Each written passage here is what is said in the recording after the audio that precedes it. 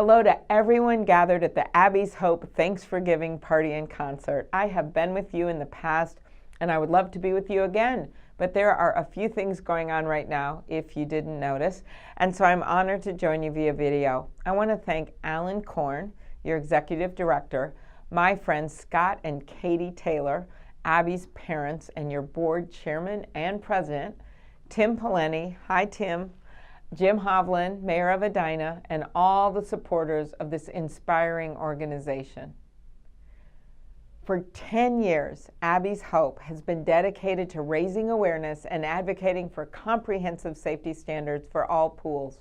Your work is all about saving lives, and you do it so well.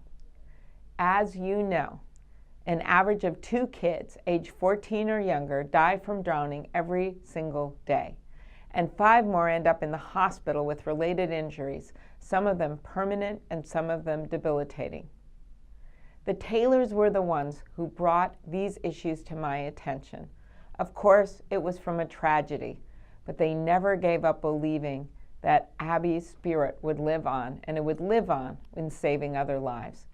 In my first term as a senator, I learned about Abby. I learned about how she was tragically maimed while swimming in her kiddie pool at the country club. And I also learned about the pool drain. I remember it was Jim Ramstad that called me and told me about it, and I went to the hospital to meet with Abby and her parents, Katie and Scott. I pledged to them that day that I'd work to pass a bill that had been kicked around the Senate for years. I actually didn't know how bad the odds were until I got back to Washington, but I told them that I would do it. And we knew that those new pool drains wouldn't cost that much at all, but yet there were people lobbying against getting it passed.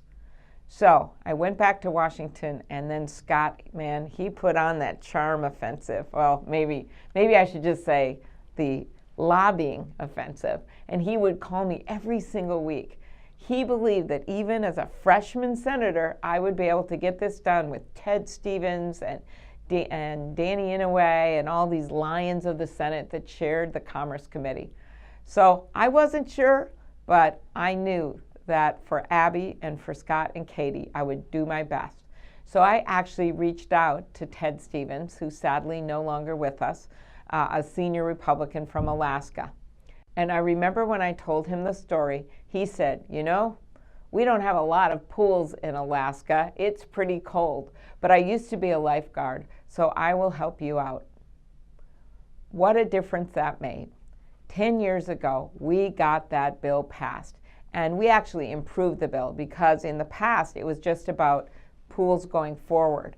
Well, we made sure that existing public pools all had to have safer drain covers and safe installation. It was called the Virginia Graham Baker Pool and Spa Safety Act. It was named after Jim Baker's granddaughter, Virginia Graham Baker. And guess what? I got to meet her parents just this last year.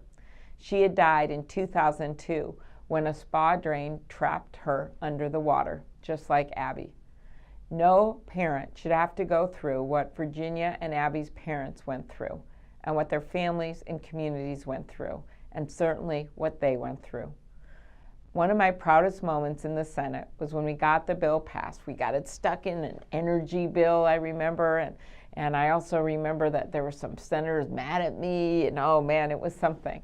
But it made it all worth it when I got to call Scott from the cloakroom to say that we had not only passed the pool safety bill, but that the president was going to sign it into law, and that was President Bush at the time. That law was Abby's gift to all children, and I think she would be so proud if she knew what was happening today.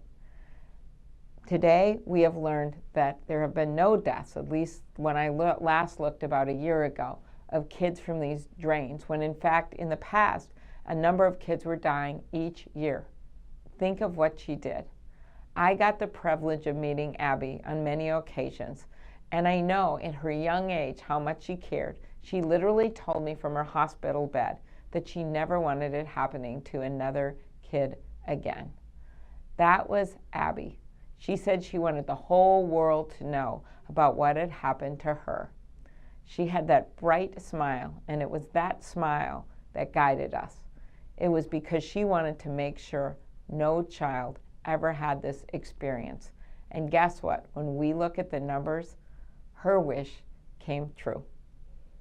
Not a single child has died from drain entrapment in a public pool since that bill was passed. And that was really Abby's bill. I'm also so proud of the other work that you are doing. I know that you're doing the work to help with swimming pools in general and with drowning and all the work. I saw that incredible ad you guys made. So I just want to thank you for everything that you've done. And thanks Scott and Katie and the whole family, as well as the larger family of all of you that didn't give up on Abby's hope, didn't give up on Abby's wish. And that is why our safety laws have improved with so much more to go. Thanks, and have a great evening.